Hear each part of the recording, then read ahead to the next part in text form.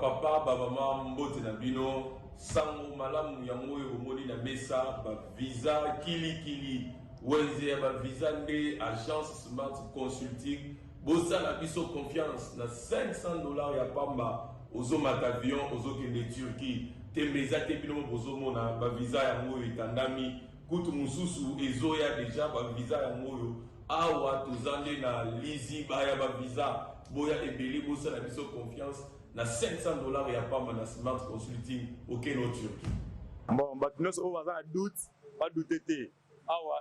Na agence Smart Consulting, ils ont l'assurance, ils ont la rapidité.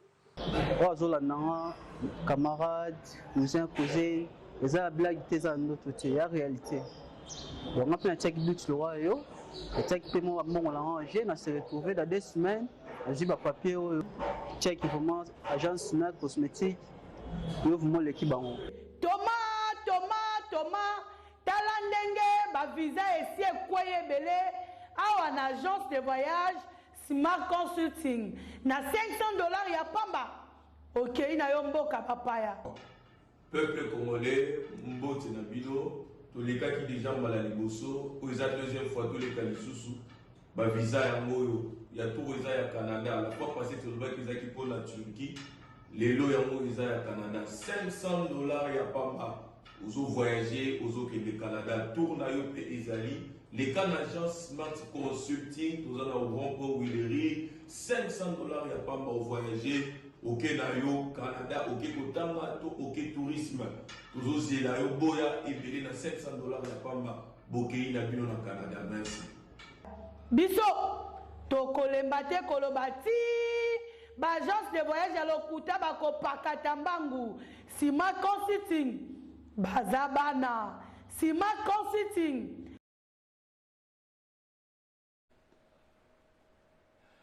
Merci Mbote Nabilo Nyonso Sika Bozali, Congolais d'un seul côté, Congolais des pères et des mères, mais Bato Nyonso, Bazo République démocratique du Congo comme seconde patrie pour Nabango, Topesi Bino Mbote.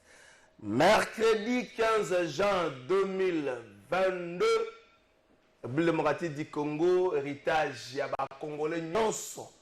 Pour comprendre que la situation dans la minute République démocratique du Congo, c'est héritage na bino Nyonso. Pour pesa makasi na mapinga, pour pesa makasi na ba service de sécurité et de renseignement, to benga na libanda. Badongolo miso nyonso ba yoko tungisa biso to pesa makasi na soldat na biso to changer discours to mesana ko lobela bango malobe sala ka bango pasi to changer discours au moni soldat na balabala pesa mbote yebisa ye tikate nzamba batela longo na famille no poto zo bundela biso ozo bundela mboka oyo tango biso to lali pongi opération tempête du désert et la moto la tango na signe soutien ya ba FARDC oyo balalité baza ko bunda ata tango ba Uganda to zwaki lokola bandeko to ya ko bengana bango ba rebelle ba baluke libiso FARDC alembite na sepeli ko yoka message ya ba généreux belé ko sensibiliser ba troupe na champ de bataille et salinga esengo makasi tika eti to bwakela bango ba fleur to bwakela bango mokako swa ba lembete ba bundela mboka na biso na ndenge esengeli. Assemblée nationale ni to kolobela mokola lelo Assemblée nationale loi d'habilitation et les règles lobby na plénière ya lobby. Assemblée nationale a kokende vacances atikeli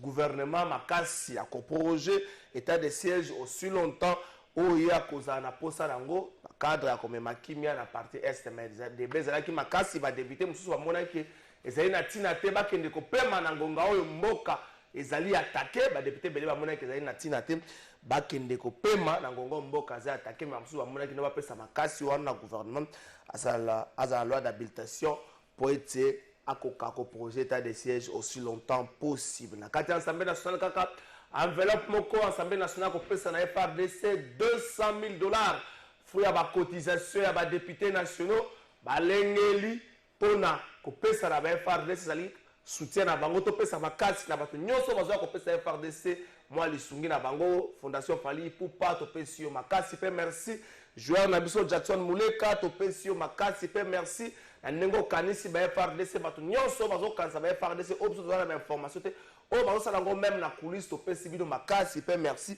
pour te bozo la signe de cœur bande ko changu topesi bino mpe makasi na geste bosalaki mokolo eleki makasi na bino bosalaki yango lundi topesi bino makasi na assemblée nationale kaka président assemblée nationale abengaki badéputé à l'unité abina ngonga oyo toza nango rien ne sert kozala badivergence rien ne sert kozala na bokabwani totia no de côté batendance politique na biso mboka nde ezali agressé mais annonce moko président assemblée nationale asalaki ezobangisa président assemblée nationale alobaki il y aura des arrestations de députés nationaux avec pour bientôt des députés complices des mouvements rebelles des députés na bandeli complices des mouvements rebelles président Assemblée nationale asalaki annonce wana sikoyo rafraîchir bino mémoire na émission tosalaka awa le 17 mai honorable Ntingi Pululu cerveau napesi yo mbote sikoyo ozali tobengaka ye tozalaki ye na diplace asalaki restitution ya plénière ya le 16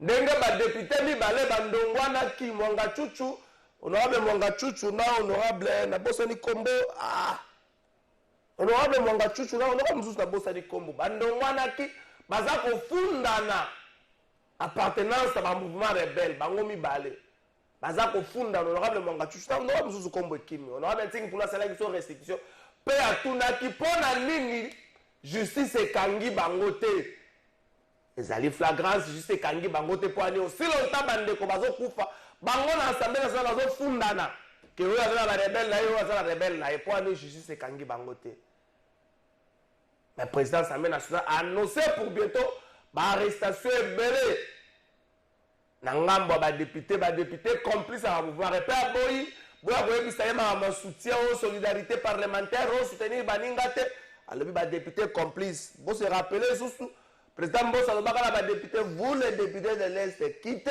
les groupes rebelles lelo ekomi kolata nzoto tokoyembela bango ntango tokokanga bango ntango bakokanga bango tokoyembela bango totikala kaka na agression ya République démocratique du Congo Adolphe Muzito président parti politique Nouvel Élan mpe coordinateur ya Lamuka en exercice mpo na ye alobi esenge totonga mire entre République démocratique du Congo na Rwanda au-delà ya kotonga mire wana to disposer na budget ya République démocratique du Congo $1 milliard pour na armée et que ba militaire oyo bazobunda baza na prime moko spécial soki tosali likambo wana Rwanda kobosa na RDC mpe ba militaire rwandais bandokima armée na bango mpo baya kokota na armée na biso d'une manière officielle et légale mpo bakozala lifuti makasi atalisi ete même en terme de fétif biso toza bato ebele toleki bango soki totia ba militaire na biso na condition ekozala likambo moko oyo ekopesa kimia na partie est wana est-ce qu'il faut totonga mire na ngongo toza nango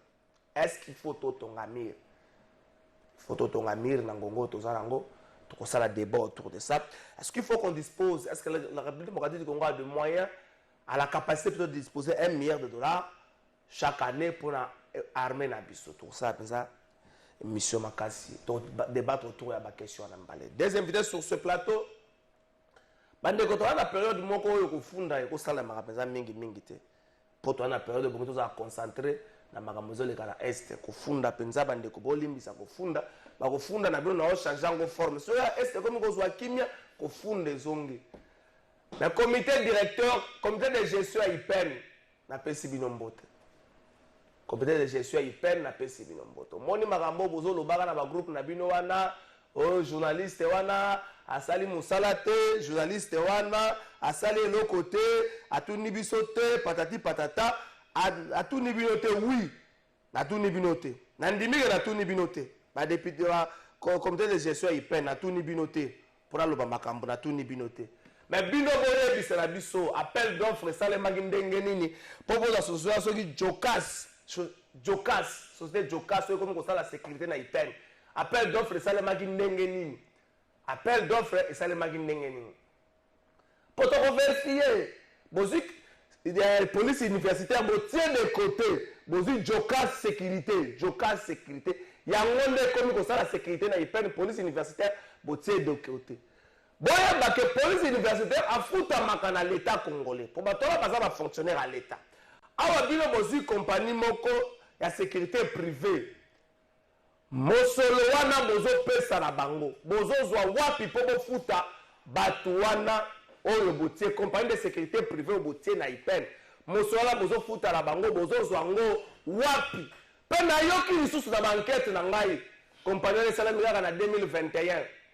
siège social lango za na Beni balobi mutu moko aza na comité de gestion nda apaisé na yoki pe que compagnie les a ministre moko compagnie de sécurité wala Jokas sécurité na yoki ke za ministre moko ministre ango bapesi nga kombo ne me fona vérifier bon lukate ke alingeti na IGF baya tina magana ba université ipende okoza université liboso o ji alingeti akoyiko ya ipende okoza université liboto ya liboso plutôt ji alingeti akoyiko ya bode ba nini bozo sala police universitaire botie de côté bokamati bilenge moko est-ce que bilenge na baza préparé est-ce que baza formé bolo bananga ko journaliste wana il raconte sa vie nengo bolobi na ba groupe ya ipende boyebi nengo bolobi mais bola kisana bato je suis prêt ya koyamba mutu moko ya comité de gestion ya IPEN a kopesa biso ba élément a bisa biso ndenge ni passation ya marché salemaki entreprise ba recruter ngo pourquoi je suis prêt parce que police universitaire s'il faut qu'on recycler bango mutu na mission wana za police nationale congolaise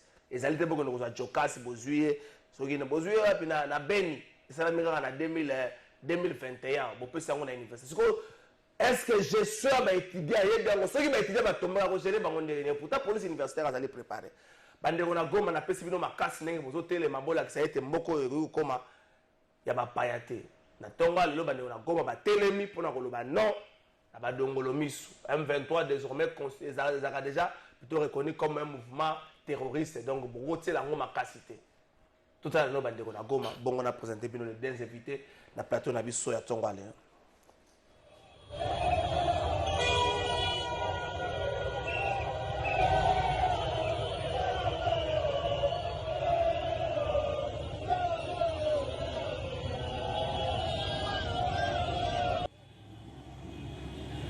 Voilà l'ambiance qui règne dans la ville de Goma maintenant là.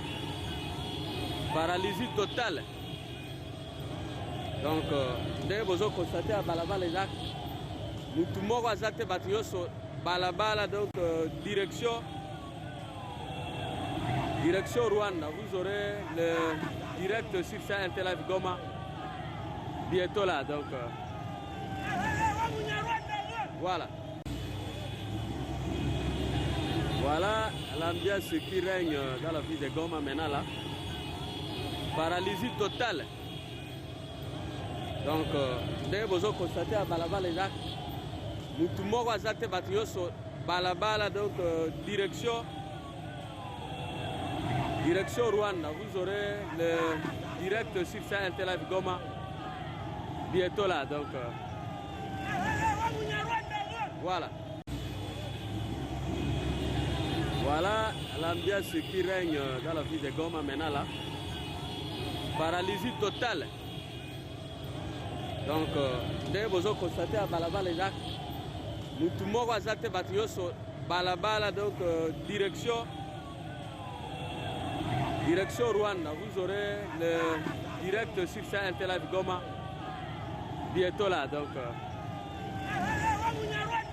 voilà.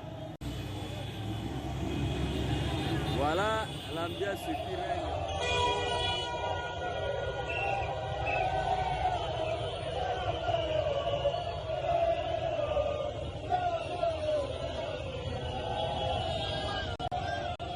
Merci wana bandeko na Goma na tonga lelo ko soutenir FDC pe ko yebisa na badongolo miso ke bazana esika te na mboka na biso Kongo ko kabwana te ko tikala be moko ekolo be moko peuple be moko. Patrick Makanga moko ya bakadre ya parti politique FDCA parti cher à Modeste Bati Lukwebo na pesi mbote mbote mingi ndeko Trésor Kalafai et puis na kopesa mbote mingi na ba Congolais nyonso okelelo préoccupation majeure et préoccupation ya yambo ya biso nyonso ba Congolais ezali centré et focalisé na maema au Salema na est ya République démocratique du Congo. Et par la même occasion na kopesa mbote na ba Congolais nyonso oyo baza na kati ya est. Et puis na kopesa mbote na ba militaire na biso nyonso oyo avec les moyens de bord baza ko se mettre baza ko constituer entrave contre ennemi ou azolinga à envahir est la République démocratique du Congo. En tout cas, merci pe na ko débatteur na ngai ya tongo alelo. To banzete masolo alelo et ko contribuer na ndenge ya malamu On a commis ma pour kimia. komema kimia et puis komema sursaut éveil patriotique. Merci. Fiston Madidi, moko ya bandeko batambola kanzinga zingana Adolphe Muzito, président du parti politique Nouvel Élan, pe coordonnateur ya lingomba politique Lamuka na pesio mbote ndeko Fiston Madidi. Mbote ndeko trésor pour la deuxième invitation na yo. Mbote na co-débatteur pe nazali ko rassurer na ba militaire o bazali ko bunda na front été biso Nouvel Élan tozali elongo na bango. To démontrer ki yango à travers City Note ça qui devant ambassade ya Rwanda. Wana eza soutien na biso du fait que tozali na imperium te ko pesa biso makasi poto réaliser o nyos to kanisa pona bitumba ya est. Et aussi na lingaki na remercier société civile ya Royaume-Uni oyo bakoti likambo ya ba immigré oyo faki baya ko déposer bango na Rwanda. Et nyonso wana ezali à partir ya musala ya Nouvel Élan zali ko sala. Nous étions les seuls partis où il a alerté et nous avions adressé une lettre à Boris Johnson, au premier ministre Yamboka. On a dit ça a été beaucoup ternir l'image na bino lelo, ce qui bozali ko signé un accord entre bino na Rwanda du fait que Rwanda et Mokona azali ko souffrir na mabele, azali na mabele te.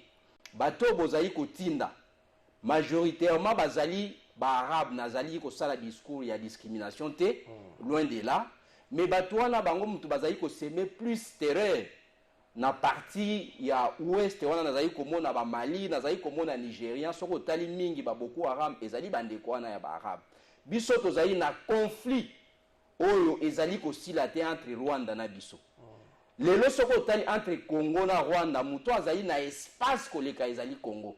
Pourquoi pas bango bakokai ko négocier na Congo azali na mabelete po ba immigré wana baya epa na biso nde bakei ko négocier na Rwanda oyo azali ko bundisa biso kasi mukanda to komaki eboti ba effet na yango omonaki lobby ba annulaki premier vol oyo ekokai ko memba ba immigré na Rwanda donc nazali ko féliciter en passant ba camarades bazali libanda entre autres ba camarades Mukulubundu ba Joseph na ba effort bazali ko sala po ete mikanda na ko kokoma pe eboti ba effet na yango lelo.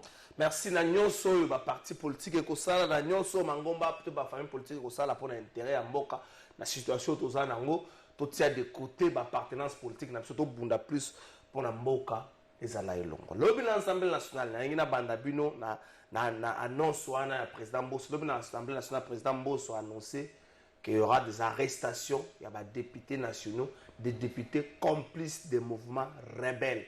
Alors, il a été pour la solidarité, il y a des députés qui couverture ceux qui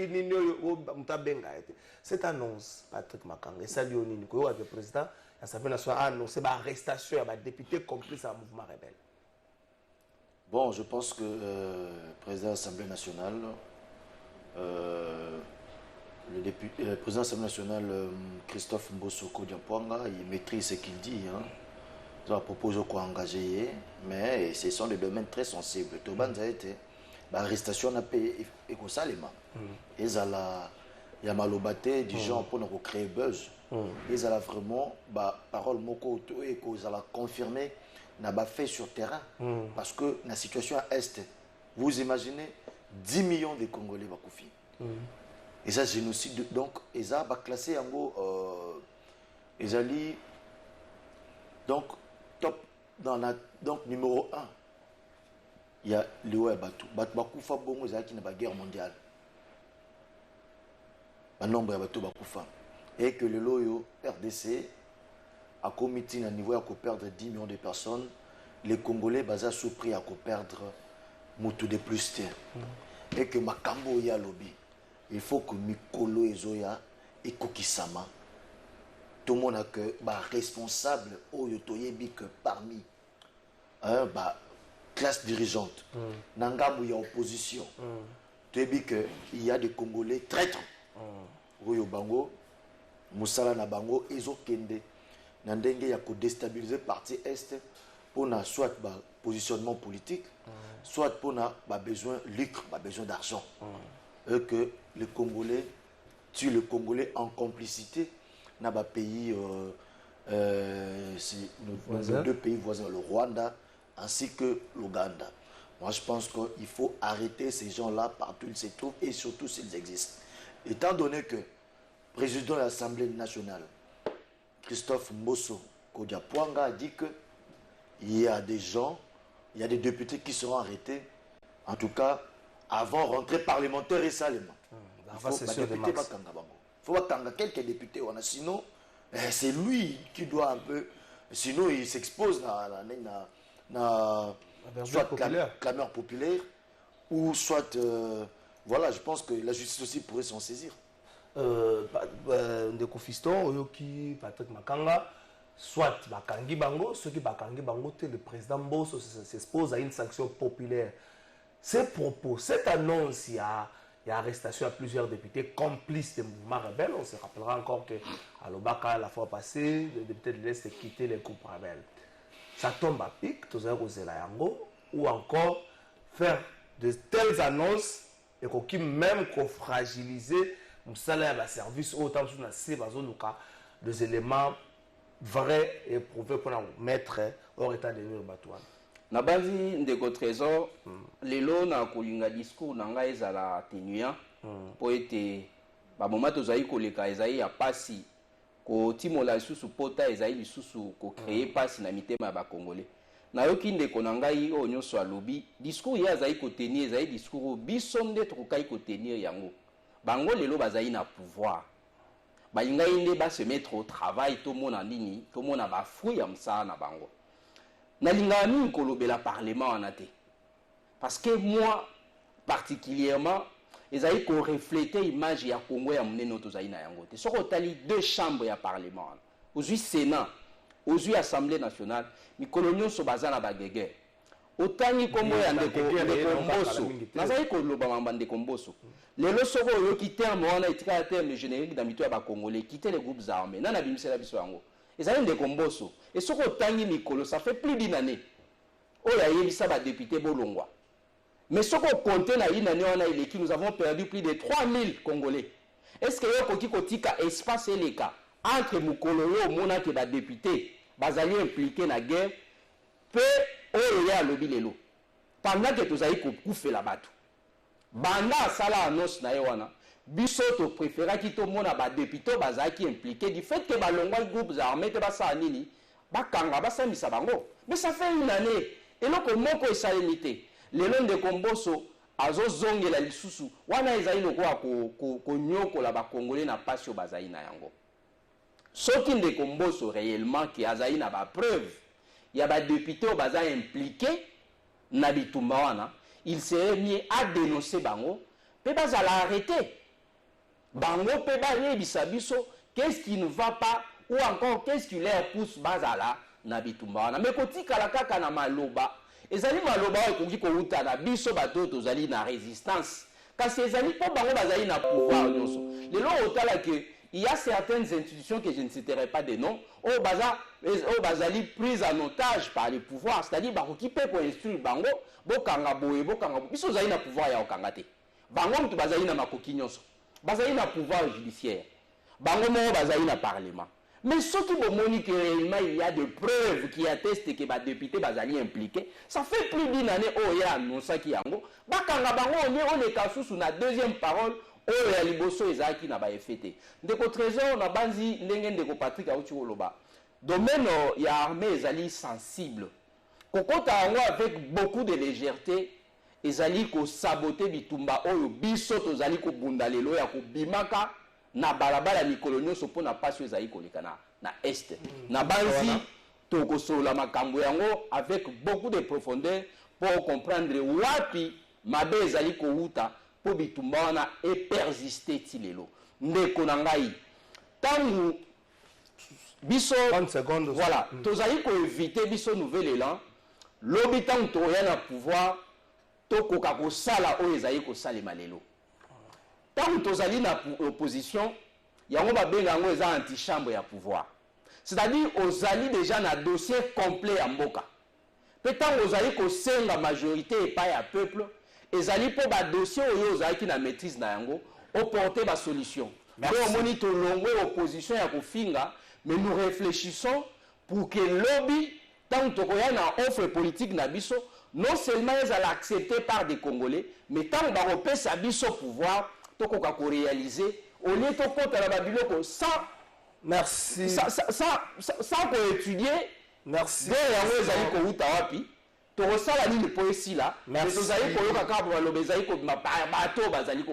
Merci Fiston Madidi. Avant de pouvoir frapper le Rwanda, est-ce que la RDC est obligée d'aller chialer auprès des autres pays? La Russie n'a pas entendu de le faire avant d'attaquer l'Ukraine. C'est le moment de rendre sa paix, de rendre la paix à l'est de notre pays. Par contre, pour te attaquer pays où tout le monde a retongé. Tout l'Assemblée nationale, l'Assemblée nationale a un gouvernement congolais d'habilitation, pendant que pendant cet état de vacances, le gouvernement congolais a la facilité à composer l'état de siège aussi longtemps que c'est possible pour la qui vient à partir. C'était un débat. Député Jean-Baptiste Kassega, à la veille, le député est catégorique parce qu'il s'oppose à la décision, il y a aucune vacances. Pour la repérer sa gouvernement, il y a un projet d'état de siège. Pour le député Bouraki Batikala, notamment honorable le Malais, le député Bouraki Batikala, ça va faire Moussala, va contrôler ce qui se passe à l'est, va y avoir une chaîne de commandement, mais il fonctionner au lieu de dans la vacance, va qu'il y ait des fruits, des beefsteak, va qu'il y ait une base, va qu'il y ait une campagne politique. Vous partagez ce point de vue à député Bamonike, il fallait Batikala Bango Pena Moussala, ou encore c'est de leur droit, va qu'il y ait des paiements. Non, écoutez, on doit respecter le calendrier. Malgré les députés sont qui au paiement, il y a des sessions extraordinaires et ils ont un peu organisé. Ça ne veut pas dire qu'ils vont se réunir pour des raisons. Ceux qui ont raison, ils sont très valables. Ils ont la possibilité de revenir à tout moment. C'est déjà prévu dans le règlement intérieur. Il y a différentes chambres. Il y a différentes chambres. Là, ce n'est pas un problème. De quoi, fiston, il faut comprendre que la politique, aujourd'hui, peut-être vous n'allez pas comprendre. Aujourd'hui, la politique est exercée autrement. Aujourd'hui, ça ne sert à rien de faire une politique où tu viens faire des incantations à la télé pour nous raconter que ça ne se vérifier nulle part. Comme tu ça parce que biso, malgré étant de l'union sacrée, tokolobaka maye yalokutate. Monoko na biso ma peuple aza koloba. Bande konabiso bazo kamba parce que l'union sacrée ça veut pas dire que tout le monde est en train nous sommes à un niveau moko. Nous sommes combattre. Nous sommes pas au combattre, nous sommes pas à un niveau mon côté parmi bayo bazo kamba. Wa kosa malamu tobeta kamaboko. Wa kosa mabe en tout cas to pointer du doigt. Ce qui li kambose malamu tobeti maboko to expliquer population. Ce qui ça mi malamu te ke kosa li to expliquer population. Ce qui ça mi mabe to koloba yango noir sur blanc. On n'a plus besoin il y a politique ya tchalelo. On n'a plus besoin na kati ekolo Congo politique otomona kaya kala. Ya ke ata makambo simba ba otia ba TV mbokeza bien, mbokeza malamu, nyoso kende malamu, boye boye. Non non, ça ne sert à rien maintenant. Il faut que tout ça la politique autrement. Il faut peuple parce que ceux qui osent se permettre, il y a koloba mayo yo population se retrouver c'est comme ceux qui font la même peuple. Or que la population est souveraine, nakati otobengi tonga otobengi démocratie. Donc comme tu sais, voter manuel ni samate. Donc tu bête surtout makambu ya est, il faut que même dans la opposition, il y a des gens qui travaillent en connivence. Parce que tant qu'on a un discours, il y a baïké même dans la opposition, il y a quoi que tenir ma propos ou ils ont décourager la cohésion nationale. Mais par là tu peux déduire que les qui se disent opposants, mais basés subventionnés dans le groupe rebelle, on a pour pouvoir même véhiculer un message pour légitimer le combat. Parce que la guerre est aussi, communicationnelle. C'est sur le plan de la communication. Dans le sens que bateau bazo bundakuna. Pour ne pas faire ça sens dans le combat, vous savez que c'est le Rwanda qui est derrière le M23. Pour ne pas faire ça sens dans le combat, ils vont faire recours aux autochtones. Ils vont faire recours aux autochtones et puis de dire ils doivent véhiculer. Comme tout le monde qui lobby dans les réseaux sociaux, il y a des Congolais qui publient communiquer, il y a porte-parole, il y a M23. Donc, essayez de comprendre niveau, il y a traîtrise, ou ils ont même 4 nabiso. Il y a autant de rebêtes à l'isolo, il y a pour extirper mauvais éléments dans la 4 armée. Il faut peut-être extirper la classe politique et du côté opposition et du côté pouvoir. On en a marre, on en a marre que banque au téléphone nabiso. Si on t'envoie une vidéo, si on t'envoie photo, parce que on en a marre surtout. Là maintenant, nous tous, on s'aligne derrière le pays, nous nous alignons derrière les chefs de l'État qui est le commandant suprême des forces armées pour que nous puissions mettre un terme à Biloko et Salem au niveau est de la République catholique du Congo. Et ça demande des réflexions approfondies. J'ai coup de chapeau quand tu dis que vous faites maintenant une opposition de réflexion. Là, je vous en félicite. Parce qu'il y a souvent de l'improvisation. Au fief, il y a opposition au Congo. Je l'ai toujours dit. L'opposition ne veut pas dire s'opposer à tout. L'opposition doit constituer un bureau d'études qui réfléchit sur des problèmes congolais et comment y remédier une fois aux affaires. Mais nous, c'est nous les opposants, passent tout leur temps dans des médias sans pourtant aller réfléchir pour apporter des solutions dans différents problèmes. Au moins, il y a des fois que tant pour eux, personne ne fait que poste et un ministre. Tu disparais, tu n'existes plus. Tu disparais, tu n'existes plus. Pourquoi? Parce que vous n'avez pas eu le temps de mettre en place un soubassement idéologique. Maintenant, moi je pense qu'on doit, en termes, il y a problème, il y a S, il y a République catholique du Congo. Vous savez, parmi les remèdes, il y a Makasi, Ezali, il y a instauration, il y a éducation. Sur le renforcement, éducation, vous a basé dans le renforcement à civisme. Nous avons des sérieux problèmes. Un programme renforcé dans le civisme. Le civisme. Et éducation, on a fait ça à tous les niveaux de vie. Donc, il faut que d'abord, à partir de il faut mater et ça m'a pour créer sur ce patriotique, pour le nationalisme au fait, il y a Congolais. Dans niveau d'abord, il y a famille, dans niveau il y a église, dans niveau il y a école, dans niveau il y a université, dans la entreprise même. Wana, surtout côté na processus wana et qu'on permettre biso to bimisa ba Congolais amoureux ya mboka na bango.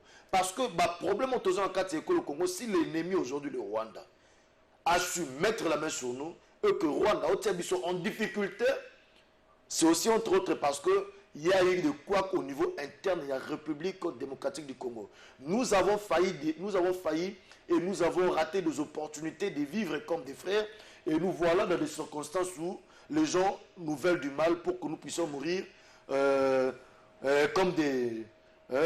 nous puissions mourir comme des moins que rien. Merci, coach terme chargé, tu as entendu passer. Fiston Madidi, Assemblée nationale, a PSI, chèque en blanc dans le gouvernement, loi d'habilitation, l'état de siège, en prorogeant aussi longtemps que possible.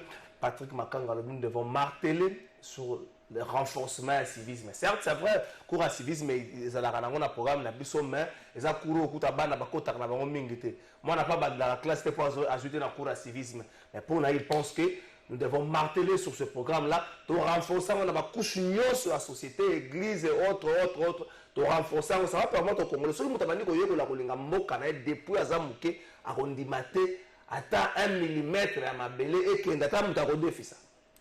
Ndeko trésor dans ces pays, Ndeko Patrick a reconnaître à lobby, à Takobazali, na union sacrée, kasi bango bakolo baka lukutate. En quelque sorte, Azali ko reconnaître l'union sacrée. Les alliés ici quand le Kuta s'installe. Parce que Bango attaque au Bazaï na Kati Bakoloba, vérité. Là, je vous félicite. Vous allez suivre l'émission, vous allez comprendre ce que vous avez dit. Ndeko, trésor, au moins l'état de siège des alliés na Est, les alliés qui ressemblaient à l'état d'urgence aux alliés na Kinshasa. C'est-à-dire. Et si la cas na yango, alors les policiers va transformer yango na péage. Donc, pour l'état de siège, c'est la cas. Et ça a soutenu. Et c'est dans un état de siège. Ce qui est un état de siège, ça ressemble intégralement à un état d'urgence qui na Kinshasa, na temps où il y a Covid. Et si il y a balobi bato babando tambola susu te mituka etambola te après soki 22h kasi omonaki bato bandaki kosione comme il voulait mituka ezali koleka yango ekomai péage cope ya bapolicier oleki opesi 500 oleki. C'est ce qui se passe dans l'Est. Ce qui est état de siège ezalaki ya malonga mpona nini banégociation ekendaki kosalema na batroupes armées oyo bazalaki antipatriotique na Kenya parce que bino boza sous état de siège ezalaki moyen bino bomonaki ezalaki c'est le moyen le plus efficace pour éradiquer guerre. Botie état de siège pembe bino wana bolongo esusu bozwi ba troupes armées bokesola na bango na Kenya. Et là vous allez me dire qu'il y avait état de siège. Les lois ba député nga na Kamwe. Na espace il y a 1 heure. Majoritairement solidaire entre bango balobi. Biso tokokende vacances parlementaires de tokolande l'état de siège. Et un autre clé il va changer les sous. Si pouvoir wana na gouvernement.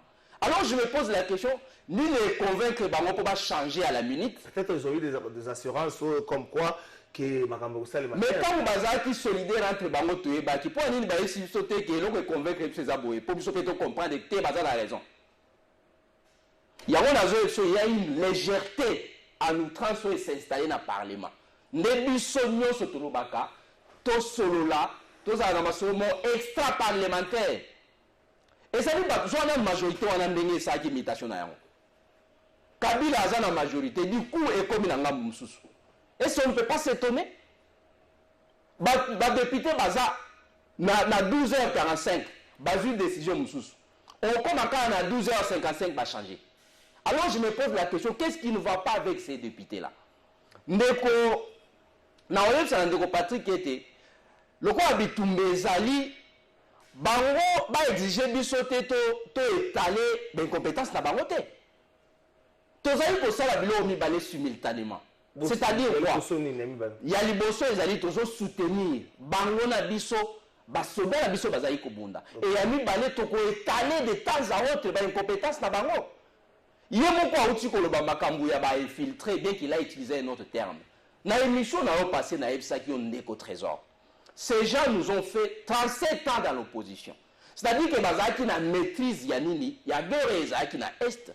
Bayeba qui était armé na biso ezali infiltré. Ezala biso ne tozali lelo na nouvelle tozali na opposition forcée, to yeba ka était armé na biso ezali infiltré. Peut tozali ko travailler ensemble na ba couche sociale no toyeba. Qu'est-ce que l'on fera demain? Le coup là offre na biso ezali offre moko ezali ko convaincre le peuple et nous sommes sûrs que en 2023 peuple a passé au pouvoir. Tu as vu déjà qu'est-ce que l'on doit faire? Vous avez plus de 3 ans au pouvoir. Vous sali réforme ya armée. Vous sali restructuration té. Ton moniteur même une centaine ya ba militaires balongo du fait que bazaki ba infiltré. Mais le lobby no besoin de savoir son nom quand on a discours té oh et ça la nuit au kabola biso non messieurs. Vous et nous soutenons l'armée, mais aussi nous allons la sabino que les lois bitumbe zali ko persister, c'est suite ya nini, suite ya faiblesse na bino. Bino mutu boyembela biso ba une diplomatie agissante. Diplomatie ko kai ko sani. La négociation à travers la négociation na bino bitumba ko kokita. Ndeto lobi lokola na phase wana ya diplomatie ya échec, on doit faire la guerre. Mais pour y arriver, il faut des préalables. La préalable, manœuvre nous allons vous démontrer comment il faut procéder pour éviter ça.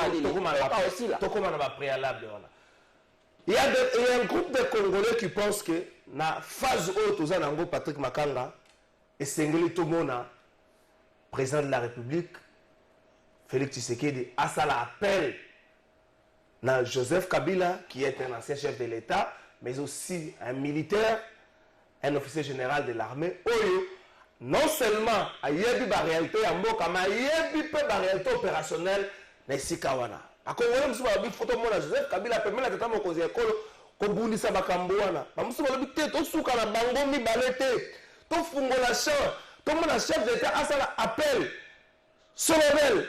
Na Martin Fayulu, na Adolphe Muzito, na Moïse Katumbi, na Gabriel Moka, na Seti Kunu, na bato nyonso baza mwa ba tenor na mboka oyo, baza na zinda na ye poto bunza likambo ya mveto. Yo likambo ya triomphalisme te, mutu mwa ko misango soki gagner bozo yi bitumbe si bozo za makasi na ngai.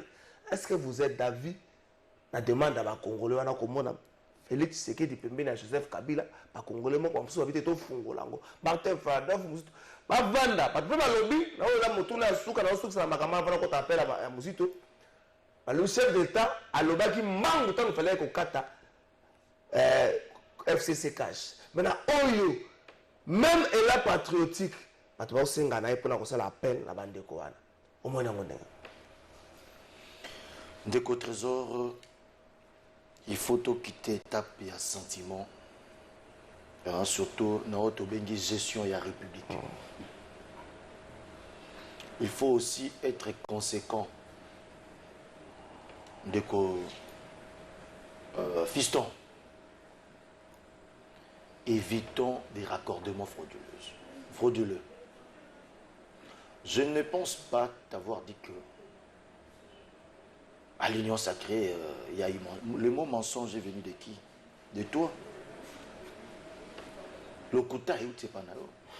Je te dis l'union sacrée, l'adhésion à l'union sacrée, c'est sur base, il y a un principe démocratique.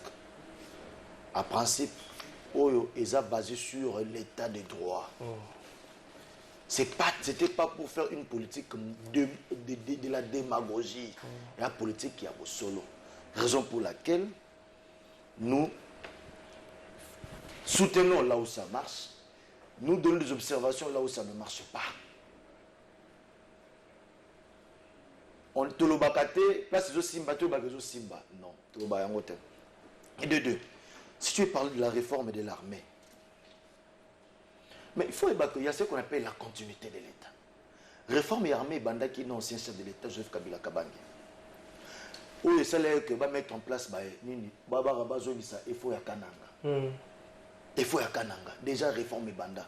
Il dit Krani, dès que mon contact pour Kasikaye, à ça la taboula rasa, à tableau, à ma réforme, on a pour que non, non.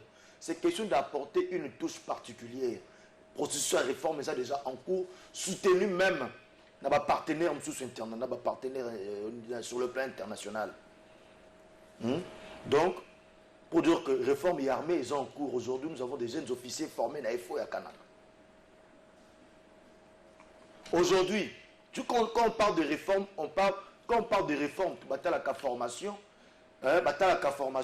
un renforcement en termes des équipements, la manipulation, donc qui fait partie de la formation. Aujourd'hui, il y a 717 militaires formés par 25 officiers belges. C'est ça comme ça qu'on fonctionne. 217 officiers congolais formés par 25 militaires belges qui étaient venus former par commando. Des gens formés par équipe, il y a bateau na Zamba. On a formé des combattants, combattants capables de la forêt. Ils viennent d'être formés. C'est ça. C'est ça la volonté. Et c'est ça la politique. Et puis, tu parles des sanctions. Oui, il y a eu 3 généraux qu'on a condamnés déjà. 3 officiers supérieurs de l'armée plutôt. 3 officiers supérieurs de l'armée venaient d'être condamnés. Un lieutenant-colonel et 2 majors. Travailler en connivence avec EDF. Nos services de sécurité ont mis la main sur l'élément EDF. Au Batanga, 2 députés nationaux. Batanga, 2 députés pour dire qu'aujourd'hui, plus que hier, l'armée a commis la possibilité de travailler en bonne et due forme. Aujourd'hui, plus que hier, tout le monde a qu'il y a une volonté affichée. La population a compris même dans Goma. Si la population est sortie, descendue dans Balabala, pour soutenir les militaires, parce qu'ils ont senti la volonté manifestée, affichée à ce de maître qui m'a la Est. Est-ce que c'est après Joseph Kabila au côté affilié à président de la République, Martin Fayulu le autre, vous ne pensez pas que c'est important que chef d'État ça l'appelle Yawana pour que ça batte à l'unité et puis le sens patriotique élevé? Nous savons tous très bien que la plupart de nos opposants sont remplis de mauvaise foi. Il y a des éléments secret défense. On ne sait pas. Le chef d'État ne peut pas rendre des comptes. C'est des personnes. Ne pas rendre les comptes, faire appel. Non, mais nous tenons sur la proposition qu'on déposer même dans l'Assemblée nationale, dans le Sénat, il y a des institutions. Même la présidence, on peut déposer sa proposition. Pourquoi venir tambour battant? Ils veulent maintenant profiter de la situation à Est pour la base du dialogue. C'est ça? Voilà. Et qu'on risquait peut s'impressionner à Congolais que nos guerres on a ces armes matérialisées par certains opposants parce que souci n'a pas été opposant mingi. Il y a dialogue. Parce qu'on a besoin de dialogue. Donc, qu'on risquait la population on a responsable. Donc guerre a ces chantage parce que M23 pas un dialogue. Vous voyez M23 a un dialogue.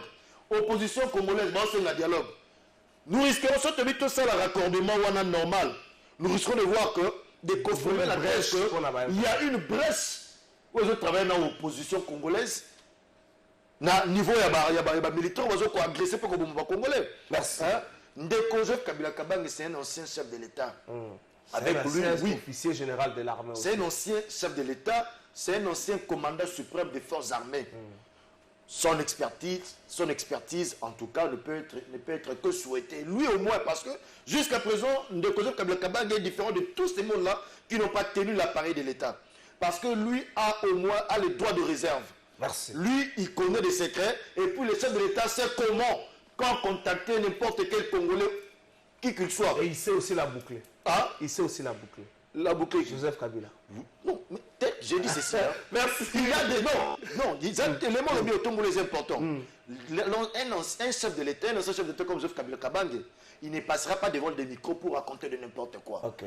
Il est tenu aux réserves. C'est comme sous d'autres cieux. C'est comme Barack Obama. Il a été consulté par à un moment, il a été Joe Biden. Donc ce sont comme des consultants dans la gestion du pays. C'est comme aussi le chef de l'État le sera dans les jours qui suivent. Alors le chef de l'État sait quand contacter Joseph Kabila Kabange, quand avoir son expertise, et puis il saura faire dans son pouvoir discrétionnaire pour le bien-être de la population congolaise. Merci. Fiston Manito, si on a les camarades à propos à ce Premier ministre Adolphe Muzito, est-ce que c'est le moment pour la Patrick consulter Joseph Kabila? C'est une bonne chose. Il avait la manette Yamboka, il a aussi c'est ça aussi à retenir.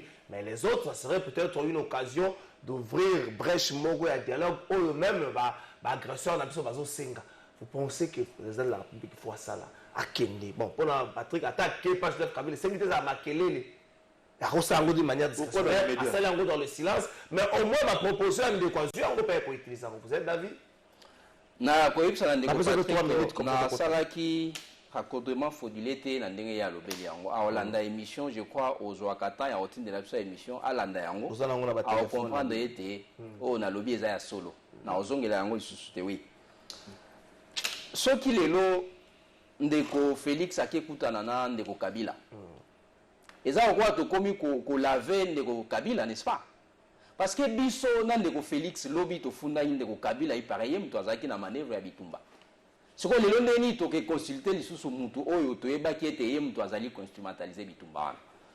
Ndeko Trésor nazali ko yebiso ete omoni médecin soignant soki azali na malade oyo alingi asala intervention chirurgicale ake ko benga muninga na ye médecin elakisi ete alembi malade wana azali koluka mtu ya kopesa ye.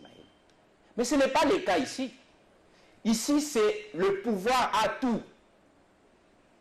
Ton lobby diplomatie échoué, il faut faire la guerre au Rwanda. Mais pendant au sol, il faut que le gouvernement travaille. Ici, il faut le moyen consistant à cette armée. Dès qu'au trésor, on a la parenthèse, on a facilement. Les lois qui va lancer appel d'offres l'armée, je ne vois pas Patrick et moi y aller. Non seulement l'âge, et comment le roi domaine mon corps réservé, n'a pas bado, je m'excuse. Pour la terre noire.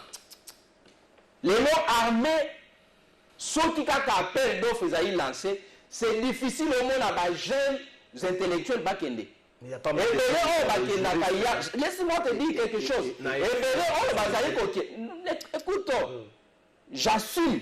Ce qu'on tali les jeunes au Bazaïko qui est mis dans l'armée ou dans la police, vous allez voir, ce sont des médecins ou des juristes. Ce qu'on tue les besoin qui est nini, les médecins c'est pour trouver un hôpital et à l'État n'a pas de salaire. Et les juristes peut-être n'a pas comme un magistrat ainsi de suite.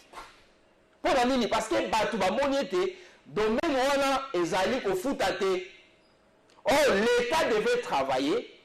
Pour allouer budget moko ezali colossal na armée militaire à se sentir considéré jeune au bazali aussi ça parce que sur otali armée de konangai ezali domaine ezali ko nécessité batumito ezali ko sala lelo avec la technologie pour manipuler l'appareil mususu ezali ko senga mutu et sala mais au moins que des jeunes qui finissent les universités c'est difficile à intégrer l'armée pour le dire parce que ça ne paye pas il n'y a pas de considération militaire les azali ko misombe la Sokoto militaire azali ko senga na nzela.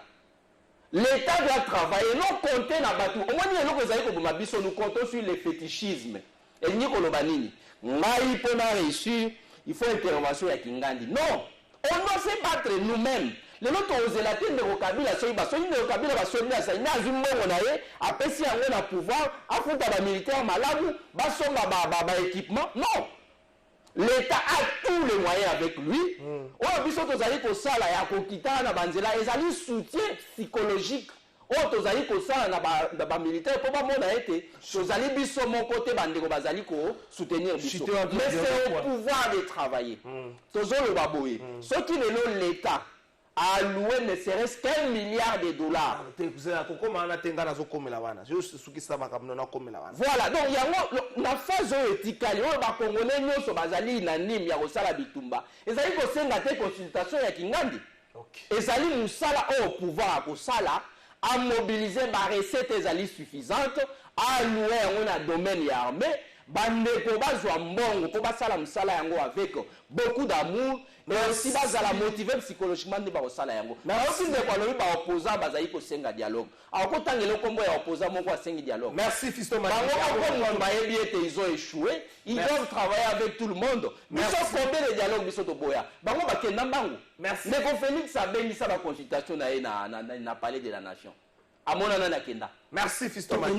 Mais un commission soit fait à pouvoir, maintenant qui un pouvoir finissant, tu as un dialogue pour te diriger, la majorité nini autres anango. Merci Fiston Madi. Bonjour de votre trésor biso bana oyo lelo to sila valeur poto za bana ya ba soldat. Lelo ba papa na biso nde ba pesi ba vi na bango po este ezala na kimia grâce mbombo. Bonjour Trésor Mbongo oyo il faut pas ça ba soldat na biso nde yango wana eza vraiment pasi makasi c'est GDO azo belika ma 200,000 ensemble national PSN FRDC. Bonjour ndeko Trésor ba soldat oyo batiki basi na bana Mbongo oyo ba député ba sepeli ba pesa ezala kaka monta wana likamba $200,000 ezozonga toujours. Bonjour ndeko Trésor soki lobi mboso asaleli maloba na oyo alobite population asala ye nini c'est Fiston Chitenga. Bonjour de votre trésor ekolo ezoboma eloko ezoboma union sacrée za lokuta oyo baza nango c'est Chris Bomoko. Bonjour de votre trésor Papa Léon depuis quand kokolo to sepeli ndenge ozopesa soutien na ba soldat oyo baza na guerre. Bonjour trésor pourquoi kozongisa kombo ya Kabila oyo atika mboka oyo depuis kala to sunga bandeko na biso ya est nanu. Bonjour Trésor, yebisa invité wana atika kofinga état de siège Isaac Ozala motema mabe Major Célestin Mbamba. Merci mon Major. Bonjour patron de vérité, dans une période de guerre comme celle-ci, il est mieux de rediriger et focaliser le débat vers la mobilisation patriotique en invitant trop de plonger de côté plonger dans le débat politique on parle est bonjour de Kalafa yebisa ndeko wana a retiré makambo alobi pour la armée je crois que yangwana la piste de solution Adolphe Muzito propose totonga mur et kabo la frontière à biso na Rwanda lobi frontière na Rwanda à peu près entre 80 120 km si j'ai bonne mémoire mais elle na 80 km ali mai espace etikali ezala ba mai montagne et puis il y a mabele tokotongeza mingi te mais surtout super $1 milliard to alloué na armée avec tout ce qui a comme prouesse en termes de mobilisation de recettes tokomona que est wana Rwanda ko yakali société otangi ndeko Adolphe Muzito awa tala ndeko Adolphe Muzito azotinda communicateur na ye Fiston Madidi pona a traité ba militaire de bado. Voilà heureusement il y a un téléspectateur qui t'a demandé de retirer cette expression. Parce que on a mon indéco grâce Mbombo. As un moine militaire. Mais toi, tu te permets Donc, Ndekwadov Mouzitou a tindi on a plateau pour dire que les militaires, l'armée constituée des badauds. Monsieur, non, ça c'est quoi ça? Hein? On est où Namboka Oyo vraiment? Bon, moteke wapi. Patriotisme, les militaires qui meurent dans le front. Oyo, atiki moi si na bana. Ici, j'ai grâce Mbombo. Aza moi un soldat ou papa na mso aza na front azo bunda. Bitumba. Mais le lobby que nos armées a construit nos babado. Vous pensez être plus communicateur que le porte-parole et armé. Donc, au Benga épée bado. Au Benga bado, porte-parole et armé. Les vrais porte-communicateurs et armés. Au hasard, attaché un état de siège. Au Benga bado. Aujourd'hui, on est en train de voir que dans notre armée, il y a des personnes qui réfléchissent. Et ça, Batamaël et Bazali. L'armée, tu as besoin de guerriers, tu as besoin de réfléchir ça, mais ne les traitez pas de badauds. Ne les traitez, ça c'est manquer même du respect aux Congolais. Les Congolais ne sont pas des badauds, même au Batangité, Bazan a droit. Ils ne sont pas des badauds, même au Batangité. Mais quand tu dis que l'armée est conçue des badauds, mais tu fais allusion à quoi? Et c'est Moussitou qui t'envoie pour dire ça là, sur la place publique, pendant que nous sommes dans la période où Bissonio a focus pour le contenir armé et un militaire au front peut être à Tangi Kasté, à Zongolu au Tanga Kasté pour avoir conditions. Et ça qui m'a lamouté, mais comme Moussitou a qui premier ministre, a créé une gratuité enseignante, a renforcé la gratuité enseignement, à tel qu'il reste à ce qu'on s'est retrouvé dans l'armée, alors que non, yo, fiston m'a dit, de comme Moussitou a tindé au Babado. Non, mais prenez de la hauteur. En même temps, venez avec des propositions. Et je ne sais pas quelle ambiguïté dans ma Nabilo Boloba. En plus de cela, en termes de conditions, il y a le traitement militaire. C'est qu'aujourd'hui, on a volontaire à me condamner au Qatar, ça n'est pas mingité. À Baxi, on a 30% de salaire. Donc, on a encore le lot. De quoi Bœuf Mouzito a tenu au traitement militaire Babadou? Il était Premier ministre en son temps. Il a ajouté combien dans le bon militaire? Yebi Sabatou. Merci. Yebi Sabatou. Non, prenons de la hauteur. Moi, je pense que c'est en termes de proposition. Moi, je pense que pour ce premier temps, nous devons renforcer le budget, renforcer encore davantage le budget loué l'armée. Et bah, pays, frère, nous devons être clairs dans l'Union africaine. Nous devons être clairs dans l'EAC. Nous devons être clairs dans CIRG. On doit redéfinir nos relations avec nos pays, entre guillemets, frères, pour que ce pays se prononce. Parce que l'agression de Rwanda est approuvée, noir sur blanc. Ces pays doivent nous donner, étant donné que Bissot est sous embargo, Bampé sa Bissot munitions. Depuis 2009. Non, bon confondre. On n'a jamais levé l'embargo. J'ai une publication ici. Merci. D'ailleurs, ça a été prolongé jusqu'au 1er juillet 2022. L'embargo est en cours, mais on a permis à l'RDC, on a permis à FRDC, RDC, il y a exporté ma matière secrète. Ok. Mais lever l'embargo, étant donné que nous avons des pays amis, des pays frères. Bape Sabiso Minduki, tous nos babas sont Belabiso Minduki. Merci Rwanda. Makanga, toke fiston m'a dit ça, 1 milliard alloué na armée, mur na nini na. Mais qui retient d'abord ce qu'il a dit? Les soldats ba sengio. Ndeko trésor, nazali ko zongela ona loba. Ki omoni ki azali maloba tikali ka na bado pendant toutes ces minutes. Parce qu'il n'a rien à dire. Nazo zongela maloba na lobaki. Ngai na koki en aucun jour ko finga ba militaire bazali ko bundela biso. Je les encourage. Na lobby boye, je reprends mes mots. Ce qui est au cas malamte na lobby, les na armée ceux qui appellent d'offres à lancer, yenanga to kendete. Mutuna liboso batu ba mituna na ozwa combien? Il faut to revaloriser l'armée. Mais ça, c'est les patriotes. S'il vous plaît. Non, s'il vous plaît. Est-ce qu'il est congolais? Est-ce que vous êtes congolais? S'il vous plaît, Patrick Bakar. Vous n'êtes pas congolais de nationalité. Non, mais c'est qui pourquoi député à la patriote, tu as ça. S'il vous plaît. S'il vous plaît, on doit recadrer ça. On doit recadrer ça. Non.